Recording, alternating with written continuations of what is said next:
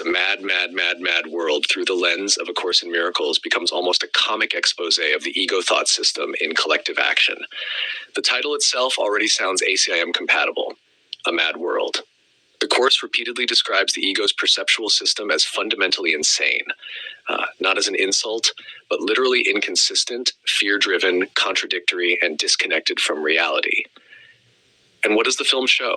A group of people become obsessed with hidden money, and almost instantly, greed escalates, cooperation collapses, paranoia increases, deception multiplies, competition intensifies, relationships become transactional, everyone loses perspective. That is the ego's operating system in Fast Forward. The treasure itself symbolizes external salvation. If I just get this thing, then I'll finally be fulfilled. ACIM says the ego survives through future-based completion fantasies. More money, more recognition, more security, more control, more specialness. The problem is not money itself. The problem is psychological investment, the belief that external acquisition can resolve existential lack.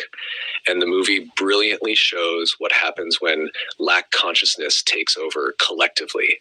Everyone becomes increasingly irrational while believing they are being rational. That is one of ACIM's core observations about ego consciousness. The ego does not recognize itself as insane. It normalizes madness through consensus. People in the film destroy vehicles, sabotage each other, risk lives, betray alliances, all for something they imagine will complete them. The deeper irony, the pursuit itself creates suffering. ACIM would say the ego manufactures scarcity and conflict by teaching, there is not enough. You must compete. Someone else's gain threatens you. The film exaggerates this absurdity into comedy, but psychologically it is accurate. Then there's the frantic movement. Everyone is constantly rushing. Speed, urgency, panic, chasing, very egoic. The ego depends on restless motion because stillness threatens its structure. Stillness might reveal, what exactly am I chasing? The film almost never pauses long enough for genuine reflection. That's important. The ego keeps attention externally occupied to avoid deeper inquiry, and the characters constantly believe happiness is just one more mile ahead. ACIM repeatedly points toward this mechanism. The ego postpones peace into the future endlessly.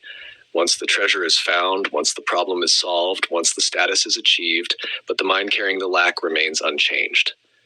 Another major ACIM theme here, specialness. Everyone wants not merely enough, they want more than others.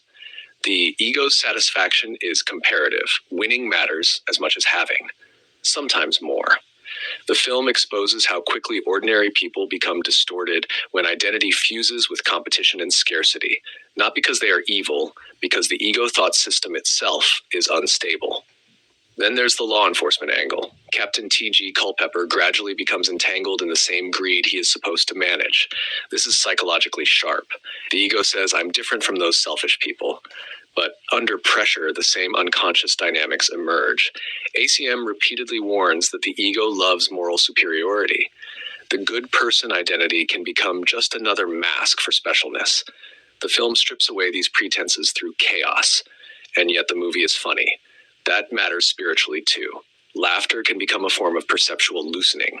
The absurdity becomes visible. ACIM is often misunderstood as solemn metaphysics, but there is a deep humor hidden within it. The ego's entire system is fundamentally absurd when seen clearly. People sacrifice peace for imaginary completion repeatedly. The film externalizes this beautifully. Cars crash, plans fail, everyone becomes more frantic, and still they keep chasing. The treasure becomes almost secondary to the obsession itself. That's profoundly egoic.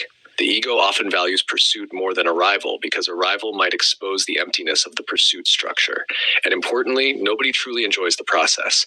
Joy is continuously postponed. That's another ACIM insight. The ego cannot genuinely rest because its identity depends upon striving. Then comes the collapse. Everything spirals into literal and psychological wreckage. The chase ends in chaos rather than fulfillment. The ego promises completion but produces fragmentation. Yet the film doesn't end in pure tragedy. There's silliness, humiliation, shared collapse, almost as if the madness finally exposes itself openly. That exposure matters. In ACIM, healing begins when insanity is recognized as insanity rather than defended as truth. Not self-condemnation, honest seeing. And perhaps the deepest ACIM resonance in It's a Mad, Mad, Mad, Mad World is this.